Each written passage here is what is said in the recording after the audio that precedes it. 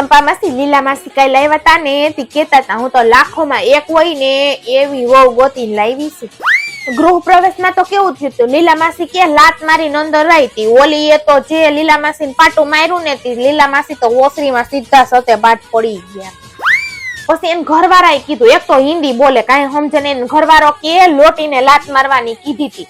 તી ઓલી જે લોટીને લાત મારી હતી લીલા માસીમાં હુતા તા એને મોઢે ભટકાણી હતી. લીલા માસી ન્યા પાછા બેભાન થઈ ગયા. બોલો, લગન પછી બીજા દિવસે આરતી કરવા ગઈ ને તે આરતી કરતા કરતા એક કડી તો આરતી ની ગાય, બીજી કડીએ તો હનુમાન ચાલીસા ના ડિસ્કો ના ગીત ચાલુ કરી દીધા હતી. લીલા માસી થારી હાથમાંથી લઈ લીધી. હવે એવું કર્યું હતું.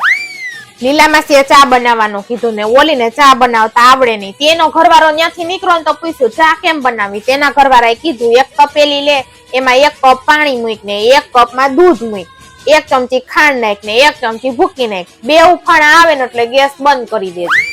લીલા માસી ને છોકરો કઈ ના વાટ જોવે. અડધી કલાક થઈ તોય ચા કેમ ન આવી હતી. છોકરો ગયો રહોડામાં જોવા કે કેમ થયું, હજી ચા કેમ નથી બની. તો કે મેં તો અડધી કલાક થી આમને મૂક્યું છે ગેસ ઉપર પણ ચા નથી બનતી. ઓલાય ખોલીને જોયું તો ખબર પડી કે કપ ને વ્હાઈટ કોન સમસીન બધું એમને મૂકી દીધું હતું. એના છોકરાએ કીધું દોહામાં અંદર નાખવાનું હોય, એને ક્યાં અકલ મઠી ભટકાઈ ગઈ.